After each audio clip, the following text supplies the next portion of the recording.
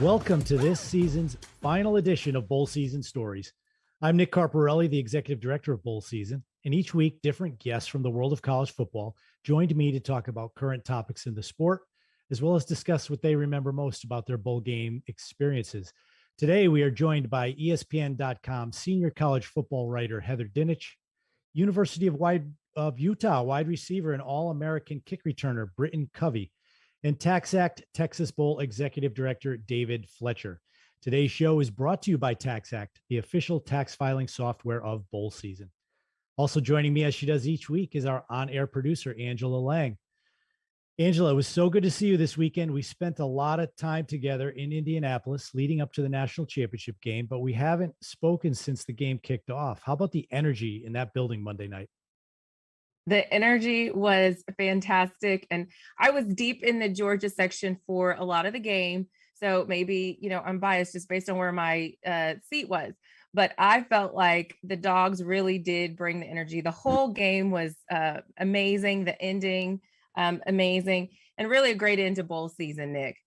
It was for sure. I was also in the Georgia section. And, as happens in a lot of games that I go to, since this is my profession, I don't really have a dog in the fight, no pun intended, but it was kind of hard not to get caught up in the energy of the Georgia fans on Monday night.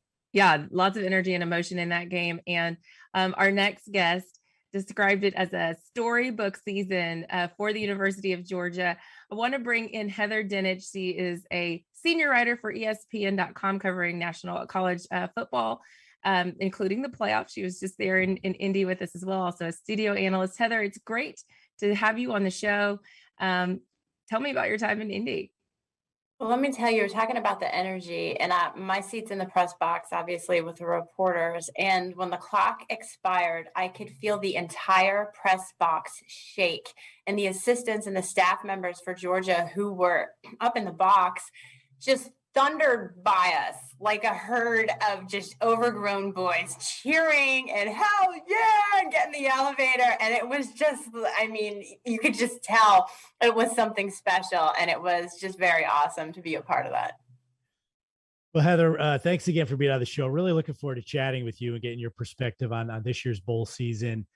We just wrapped up bowl season Monday night, as we said, with the national championship game. Just a great performance by Georgia to claim the national title. Let's talk about that game first.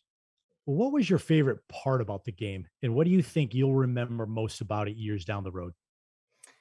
Wow. Stetson Bennett and his story, I think, will resonate for as long as this game is played, because it literally is the stuff movies are made out of. And I know everybody knows it. It's been publicized 1,000 times over. But for him to come in as a walk-on, be doubted and criticized after the SEC championship game, and just to have that poise and confidence in himself, even when he didn't look good in the first half. Georgia fans wanted him benched in the first half again. And then that's just who he is as a person, to come back out. And he led them to a national championship.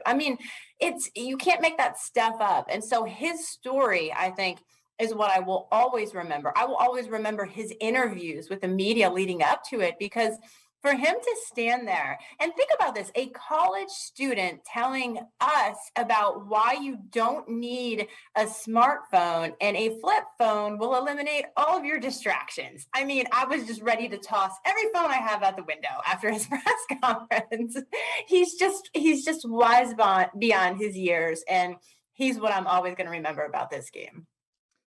Well, let's talk about the bowl season in general. Now, going back to when you were a kid, you grew up in northeastern Pennsylvania, so there weren't a lot of options nearby for you to go to bowl games in person back then. What was your first experience with bowl games growing up? Did you watch them on TV? Do you feel any sense of emotion about them at that time?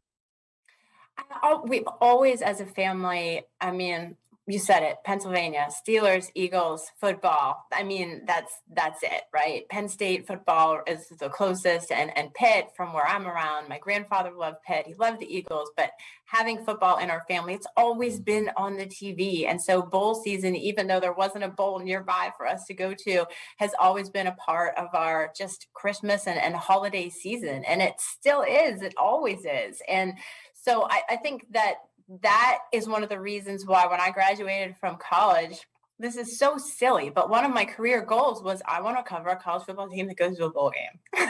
Period. End of story. The sad part of that was that I got a job covering Penn State football, and it was their worst season in school history. They were 3-9. I'm like, seriously, I finally get to cover college football, and Penn State, of all teams, is not going to a bowl game. And so after that, I covered Maryland, and they were terrible. They didn't go to a bowl game either. And so, to finally be able to participate in a bowl game as a college football writer, I had to cover Maryland with Ralph Friedgen, and they went to Orlando, the Champ Sports Bowl at the time. And it was fabulous. And I'm like, this is what I've been missing. And so that was my first experience. And it was awesome. It was so much fun because it was a long time coming, let me tell you. That's a great story. We hear that a lot. People talk about it being kind of a family tradition. Over the holidays, you're home together, you turn the TV on, you don't even know what bowl game you're going to find. Sometimes you find one and it's interesting. Sometimes it's a matchup between two teams you've heard about all year, never had a chance to watch. But talk a little bit more about, professionally. You mentioned your first experiences. Were there any moments covering bowl games or attending them in the days leading up to the game that were memorable for you over the years? Well, not specifically being at a bowl game, but I remember one of the most wild and fun stories I wrote about them was the bowl gift story. That was one of my first stories for ESPN.com, was to call every single bowl game and write about what the players were going to get for their gifts. And I was like, okay, I'm going to check this out. And it ranged from everything from a hairdryer. I think that was the Sun Bowl at the time. Maybe I can't remember specifically. I'm like, what is this? It was the Vitalis Sun Bowl at that time. Yes. That's right. To just wild, electronics and all different things. But that was one of the fun things. But, just learning more about the things that the players get to do, like the NASCAR thing and everything that they're able to do, and the hospital visits and the trips. And it's been honestly heartbreaking last year to not be able to do a lot of those things because of COVID. But I think that just the whole experience surrounding those trips is what makes them so special. And still on my bucket list, Nick, is getting out to Boise to see something out there. And that's one of the ones that's on my list for sure. Very cool. Very cool. Now, how about your thoughts on this year's bowl season as a whole? We had unique matchups. I think we had 18 matchups between teams that had never played each other before. We had upsets, overtime games, record television ratings. Championship game aside, any particular game or specific moment stand out to you this year? Yeah, two come to mind immediately. One, watching Purdue and Tennessee. I was like, everybody's got to be watching this game right now. And the controversial call at the end, that to me was just the epitome of everybody needs to have their TVs on right now. And the other one is, because I wrote a story on this, was Rutgers and Wake Forest and the mad scramble. And Adam Rittenberg, my colleague, and I had a lot of fun talking to Rutgers, their players, their administrators, about how bad they wanted to play in a game. And I remember talking to the quarterback and just saying, can you explain to people why you want to do this? I mean, he was in Oklahoma, completely immersed in Christmas with his family, walking around, and his season was over. Why do you want to pick up and go back to campus across the country and get ready for a bowl game against Wake Forest? And he's like, because we had a terrible taste in our mouth. One more game with these teams, with these guys, for these seniors. And just the experience of that was totally worth it for those players. The quick 180-degree scramble, and the same for Wake Forest. Let's find an opponent. Let's get this thing done. Obviously, it didn't turn out the way Rutgers wanted it to, but the passion for the game and the want to was, I thought, just a remarkable story in being able to make that happen. It certainly was. I got a little more difficult question for you. So, by all indications, college football is as popular as ever. This year, television viewership was off the charts. I think we had 15 games in the regular season with 7 million or more viewers. Bowl viewership was up. We talked about the compelling matchups. You look at the reaction of the student athletes after the game, whether it's Coastal Carolina or UAB or Kentucky after winning the Citrus Bowl, just so meaningful to them. But at the same time, it seems that people continue to want to focus on the negatives, the opt-outs, the transfer portal. Obviously, COVID affected, our entire way of life. I asked Pete Thamel this question a couple of weeks ago. Where's the balance between all that is good and popular in college football and the great experiences that bowl season provides with the negatives that people tend to want to focus on? Well, the angriest people are always the loudest people, right? And I think that happens no matter what you're talking about in our society. But I think that there is some happy medium that can be found. And I'll be interested to see if the minimum requirement for bowl games changes. Does it go to 7 and 5? Do you shrink it just a little bit, right? And I think if there is some sort of some way to get to that point where you shrink it just a little bit, but also continue to provide those games that people are watching. Like you said, you turn on the TV, you don't know which one is on. You're going to watch it. You want to put it on, and you want to have it so that you're able to enjoy that for weeks after the season ends.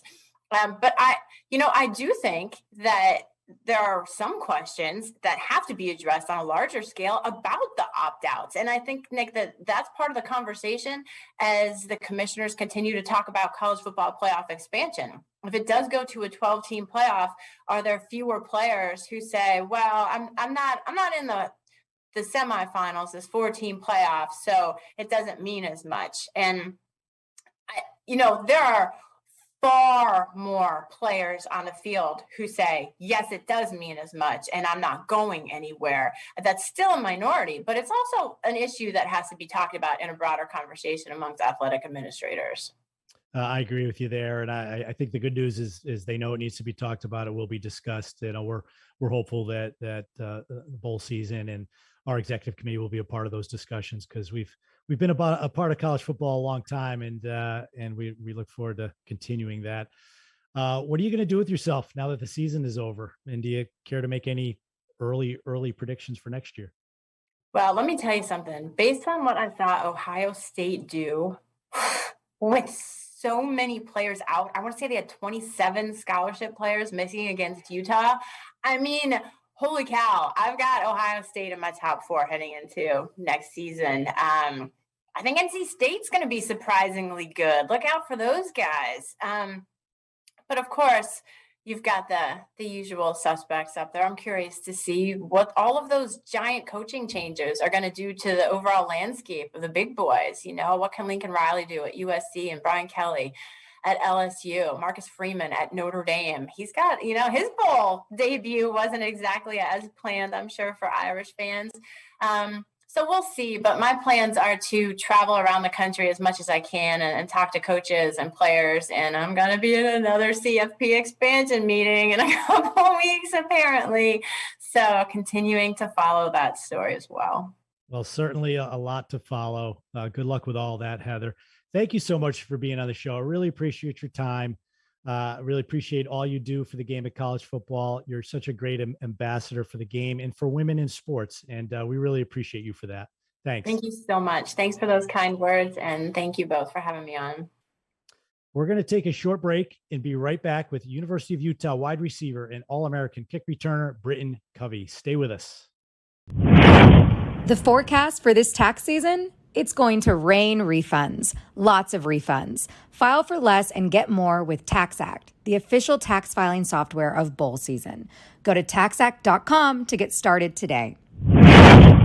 Different too. That's his 40th touchdown pass of the season, joining Dwayne Haskins and Justin Fields as the only Buckeyes with 40 or more in a year. He could just work on that accuracy a little bit. Covey didn't run enough, does he? Look at Covey weaving his way. Look out. Britton Covey accelerates. Can they run him down? No, they can't. Britton Covey, yet another house call as a returner. This one in the Rose Bowl, 97 yards. What a memory in his final game at Utah. Welcome back to Bowl Season Stories. And this bowl season had no shortage of amazing moments, but one of the best plays of the bowl season has to go to Britton Covey, wide receiver and All-American kick returner for the University of Utah. Britton, so exciting to have you on the show. Thank you. Yeah, I'm excited. It's going to be fun. Yeah, Britton, thanks for joining us. This is our 21st and final bowl season stories podcast of the year. We've had football legends, Hall of Famers, but they're all older guys. You're the first one that's I know you just finished your college career, but you're the first active player played in this year's bowl season. So really looking forward to getting your perspective. You and your teammates. I mean, that Rose Bowl was amazing. Just 12 days ago now. Seems longer ago than that, but bowl season overall was really exciting this year. Your game was probably the most exciting. You're a senior. Final score aside, can you think of a better scene to close out your career? Oh man, no. And I'm finally starting to get over the loss. I don't know if I'll ever fully get over it, right? But you start to, not that there are moral victories, but you start to, look at what you accomplished. And I mean, I got text messages from everybody across the country. I got text messages from people in different countries that were watching the game. And so it was just really cool to be a part of such a historic game. And going to take a while to swallow the loss because we were so close. But looking back, it's, awesome to end your career on that and go out on that note. Yeah, I never thought about that. I mean, so when things are so fresh in your mind, it's all a big a little bit cloudy sometimes, right? You get get more clarity as time goes on. It was obviously the Utes' first ever trip to the Rose Bowl. Big deal for the fans as well as the team. What was the entire experience like in capping off what was really a fantastic season for you guys? Yeah. Well, I mean, I think we had over 65,000 Ute fans there. I think that was the number that they wrote. Which is amazing because Rice-Eccles Stadium only holds 55,000. So it was like playing in front of a packed Rice-Eccles Stadium, which was so cool. And, I had like 60 family members go down. And I think the whole state of Utah in general just kind of got behind it. And it was beautiful because, I know Ohio State's been there multiple times. They've been to national championships, but that was the first time for us. And the whole state kind of rallied behind it. And it was part of that almost underdog mentality, right? Of we're trying to get the national respect. That's how my whole career has kind of been at Utah. Just when I first came to the U, we were joining the Pac-12, or we were, new into the Pac-12, I think 3 or 4 years, trying to earn respect in the Pac-12. But it's cool because now we're earning national respect. We have that Pac-12 respect. We've been to the finals 3 times. But now we're more on the national level. So it's cool to kind of just see the progression of the program. Both you and Ohio State, you both clearly wanted to win that game. I mean, you guys especially, you came out fast, really took it to the Buckeyes in the first half. What was your mindset and preparation like going into that game? Was it different than any of the other games you'd been a part of? I mean, if you're a coach and you're asked that question, you kind of answer with the cliche, every game's the same kind of thing. But the truth is every game isn't the same. It's certain, playing against certain teams changes the culture of the game or mentality, playing in certain atmospheres. And so there definitely was a little bit of extra motivation added there because you're playing Ohio State, because they had a couple of receivers decide to not play, and so you're a little bit fired up about that, saying, they think they can beat us without these guys, or these guys aren't taking this game as, so you kind of just, as a player, it's kind of like the Michael Jordan documentary, right? You look for any little extra motivation you can find. And we came out there and our whole thing was, we're going to show them how physical a team from the West Coast can be, because, East and West don't play that often. And we're going to show them how physical our team can be. And I think we did that, didn't come out on top, but especially in that first half, you saw we were kind of owning the line of scrimmage in that first half. They just had a great game plan, especially through the air, right?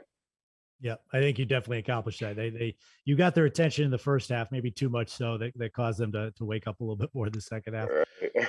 I mean, I'm looking at your bowl game career, and obviously it was a little unique between redshirting and a church mission. You were part of 4 bowl games, didn't play in every one, but you made the trips: Las Vegas Bowl, Holiday Bowl, Alamo Bowl, and then of course the Rose Bowl. In your opinion, what does the reward of going to a bowl game mean to the student athletes and the entire team? Yeah, well, I love bowl games. I think obviously I've been a part of some pretty great bowls, right? I mean, Holiday, Alamo, Vegas, and Rose. Those are 4 great bowl games.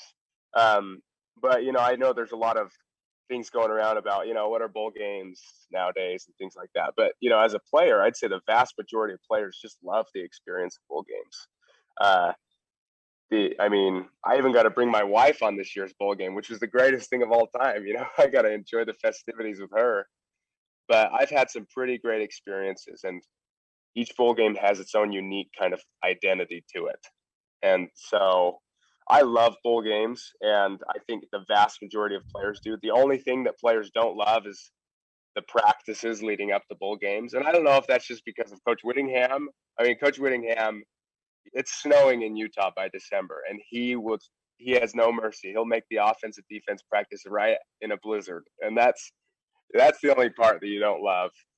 But other than that, just to enjoy it. And every single game, every single away game throughout the season is a business trip, right? You go the night before, you have your mind locked in, and you don't enjoy anything. And then it's a business trip. But bowl games, you've earned the right to enjoy it, right? So it's a business trip when it comes to the latter part, but you enjoy the rest of it. And so it's like, reaping the fruits of your labors kind of thing. For sure. And I know Coach Witt pretty well. Not surprising that he's driving you guys pretty hard. Oh yeah. Now, a lot of our guests on this podcast have said how hard it is when you're younger and still playing to appreciate what's going on when it's happening. We had so many great stories on this podcast about great memories, but these are guys that, maybe played 10, 20, 30 years ago, looking back on it. Yeah. And they talked about not just the game itself, but the fun with their teammates leading up, as you mentioned too. Now, you're unique to this podcast. You're fresh off your college career.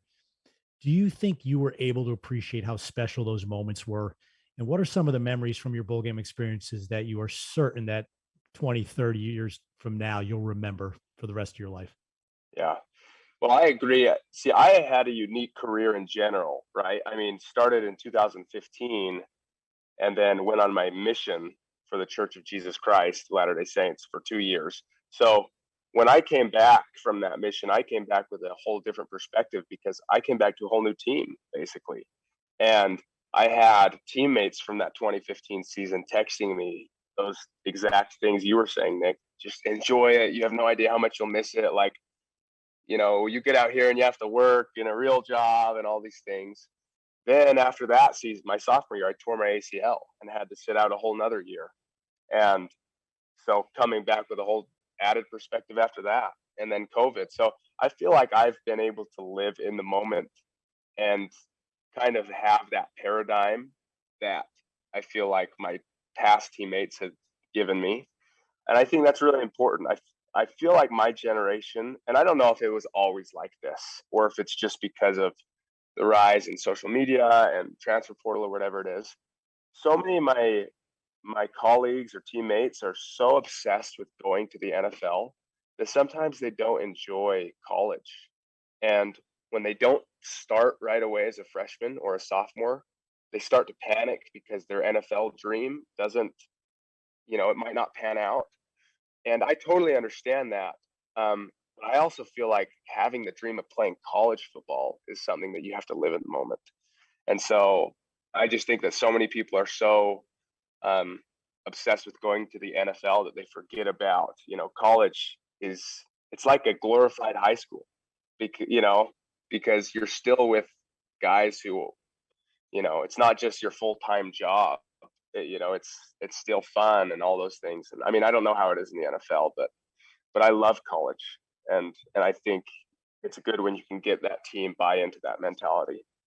Yeah, I'm pretty certain, guys who opt out, that's their decision. But I'm pretty sure most of them are not going to look back down the road and say, boy, I'm so glad I did that.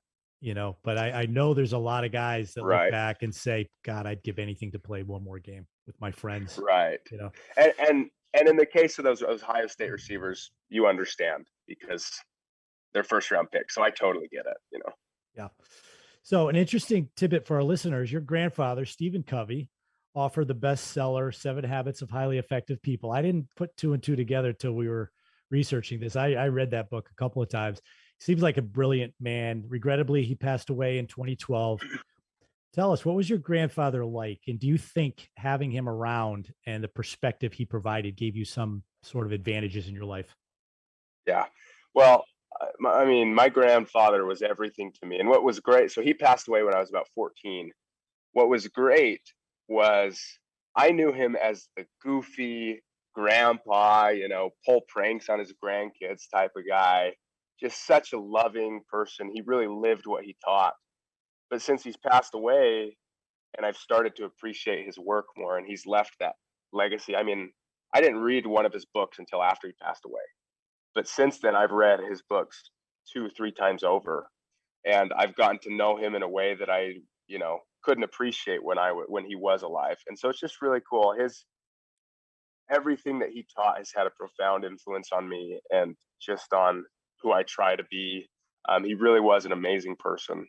So yeah, his work is timeless. It's like Beatles songs, right? It was relevant 50 years ago, and it will be relevant in 100 years from now. It's because it's all principle based. It's things that don't change. And so I love it. Yeah. So love talking about my grandpa.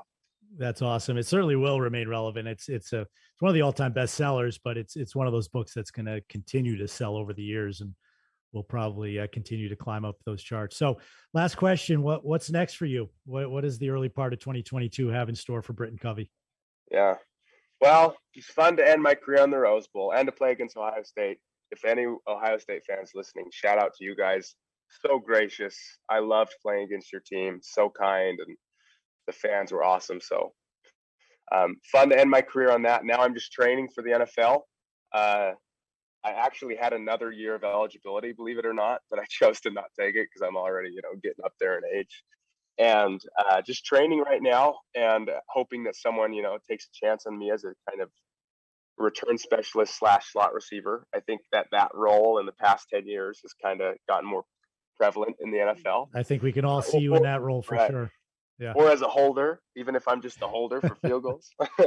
So I'm that's what I'm doing right now, just training, and it's pretty fun. I've never gotten to just focus on football. So well, good for you. Well, Britton, thanks so much for being on the show. You were so much fun to watch as a player. You're a great dude. We wish you the best of luck in the NFL. I have a hunch you're going to do just fine. Thanks, Nick. I appreciate it. We're going to take a short break and be right back with the TaxAct Texas Bowl Executive Director, David Fletcher. Stay with us. TicketSmarter is the official ticket resale marketplace of bowl season. Nothing compares to the power and excitement of live events. TicketSmarter is the smarter way to buy tickets for live events like sports, concerts, and theater. Visit ticketsmarter.com or download the app today. Welcome back to Bowl Season Stories. And our final guest of this first season is the Executive Director of the Texas Bowl and Texas Kickoff. That's David Fletcher, coming off of a very exciting game. David, thank you so much for joining us. It's great to be here, Angela. Thank you so much. Looking forward to spending some time with my good buddy here, Nick Carparelli, talking about bowl season. Yeah, David, you and I spent a lot of time together in the last week. I was at your game, which was just a great show, like you always put on. We were at the championship game together. There's probably not too many questions left for me to ask you that I don't already know, but for the benefit of your fans, I think we have some great questions for you today. Now, the TaxAct Texas Bowl was played on January 4th, non-traditional date for a bowl game, but one in which you were the only game on that night. What were your expectations heading into this year's game, and can we expect to see that game on a similar date next year? Well, Nick, you know how the bowl season evolves each and every year, working around the various calendars on the programming front, NFL, NBA, certainly the rights holders of ESPN, Fox, CBS, all trying to maximize the holiday viewing window. So, for us here in Houston, it was a new opportunity. We had a chance to be the last game of bowl season before incredible champ game in Indy this past week. And for us, we embrace that as an opportunity here in Houston to really enjoy a standalone window, create a national stage to reinforce Houston as a premier destination for college football. It was our 10th straight primetime matchup. Really excited to work with our partners at ESPN to create that type of visibility for our community. But it was also really important for our new title sponsor, TaxAct, as it gave them a forum to really introduce their product to a national stage and do so in a very relevant time of year for them, tax season. So, certainly was a little more challenging on the ticket front than maybe past years. Here in Houston, back to school week. It was a Tuesday night.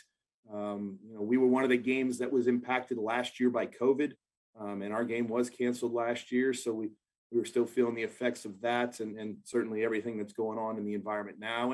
And that non-traditional date just, obviously was a little different, but we had a great matchup, two strong local bases, particularly LSU, that helped us navigate that. And going forward, we expect to move back into our more traditional window between Christmas and New Year's Eve. But again, we'll embrace any opportunity we can to showcase Houston in that kind of environment. Houston is obviously a great football town. You mentioned the matchup. Texas Bowl pits a Big 12 team versus an SEC team. And that the game has become a great tradition in the Houston area. How have you seen your game grow and mature as you and your staff have made the Texas Bowl really just one of the must-see games in the bowl lineup each year? Yeah, we've had fun with it, Nick.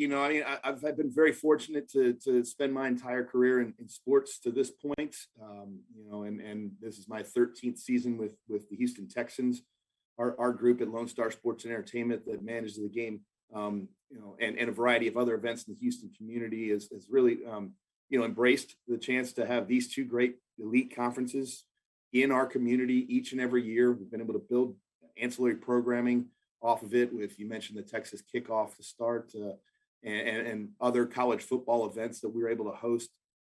Really the biggest difference maker for us is the fact that we have two great entities, two massive sports brands in the NFL and ESPN that come together uniquely here in Houston to put this game on. We've started, when I got in this role in 2014, the first thing I did coming from the team side was really focused on creating more synergies in our game day experience at our Lone Star events, particularly the TaxAct Texas Bowl, with what we had going on the team side. The Texans are the number one tailgating environment in the NFL. 5 of the last 8 years, they've won the best game day production in the NFL. So there's so many talented individuals that we have the opportunity to work with. It was a no-brainer for us to bring in their talents into our side, create a lot more consistency in our game presentation. And then you couple that with the power of the ESPN brand, who owns the game here in Houston and been our partner in it for the past 12 years.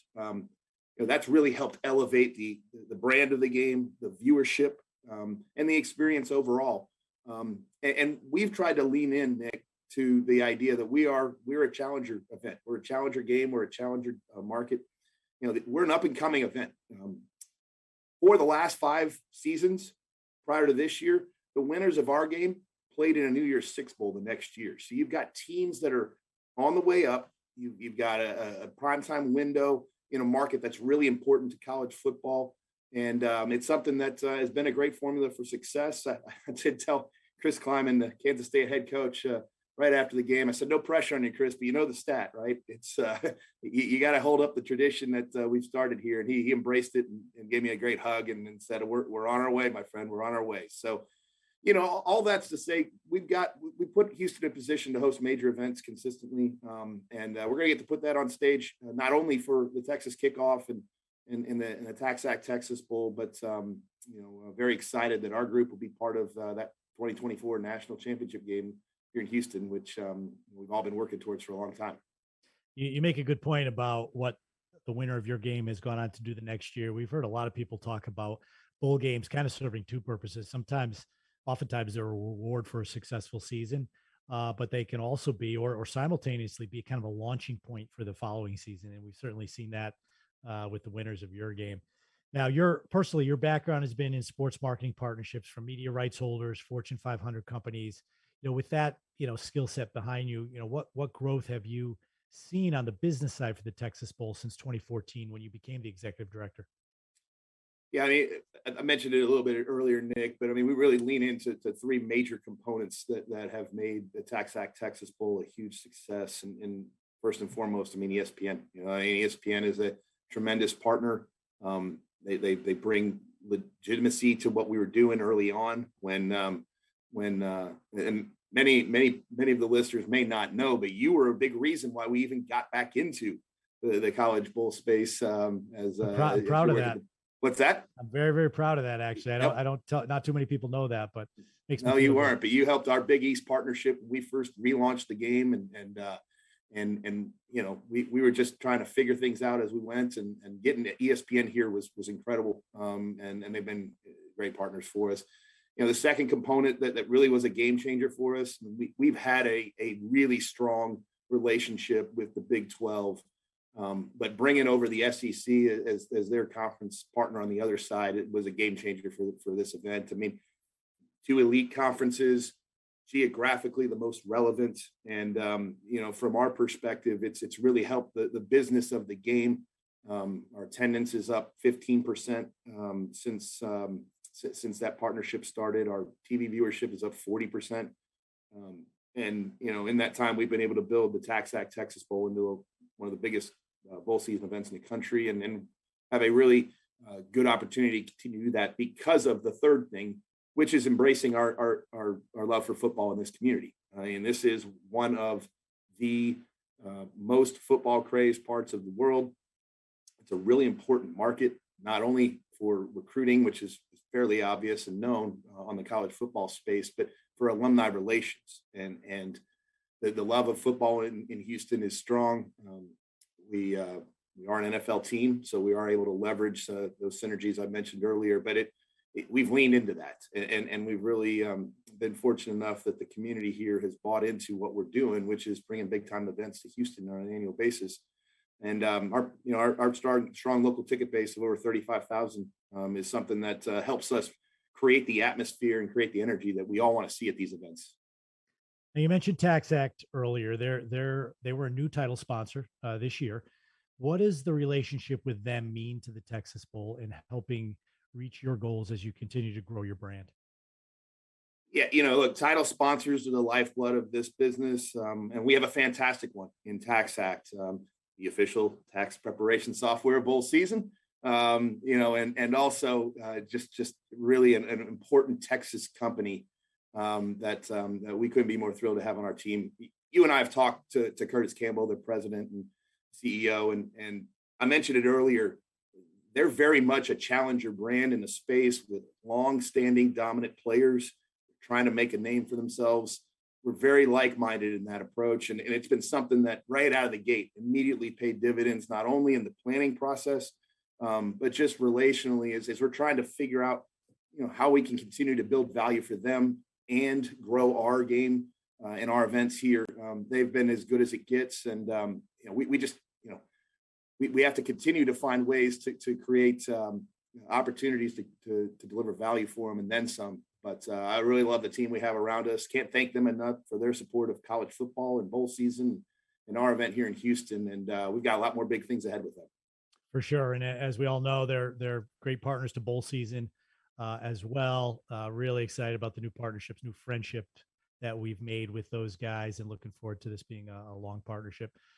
Last question for you. What's your favorite part of the job? You mean other than getting paid to watch football? I mean, come on now. It's you know, it is a lot of fun. I've had a very I've had a fun career. I really enjoy where we're heading next. But for me, I will say that the best part is that I get to do great things in my hometown of Houston, Texas. And you know, I've been able to be part of the narrative that Houston is one of the great global cities in the world. We're consistently bringing in major college football events, international soccer events, concerts, things that deliver economic impact. They deliver, you know, visibility for a place that I love, and it's been very close to my heart. And you know, going forward, we've got even bigger ones. We're going to be hosting the Final Four here in 2023. I mentioned the CFP National Championship game in 2024. We're a World Cup. We're a FIFA World Cup finalist city, and we do events like the TaxAct Texas Bowl each and every year that create really great memories for people. So, it's really not work. I really mean that. I mean, this is fun for me, but more importantly, it helps me be a part of something bigger that's it's really important to me. So I'm going to keep doing it as long as they let me. So Good stuff. Good stuff. Well, David, thanks so much for being on the show. Thanks for the great job you do, not just for the TaxAct Texas Bowl, but for college football in general. You're a member of my executive committee, the bowl season executive committee. So thanks for keeping me in line. I know that's probably your biggest job, but thanks for all your help and support. We appreciate it. Nick, I echo all that. So much fun to see this bowl season unfold, and really appreciate your leadership, and more big things ahead. Here we go. For sure. And thanks to all of you for listening to this year's final episode of Bowl Season Stories.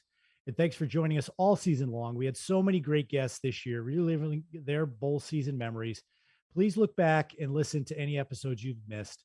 And we will be back next fall for another season of Bowl Season Stories. If you like the show, we'd appreciate you dropping a 5-star rating for the podcast. And as always, you could follow all the podcast and bowl season news on our website, bowlseason.com, and on social media @Bowl Season. Thanks for listening.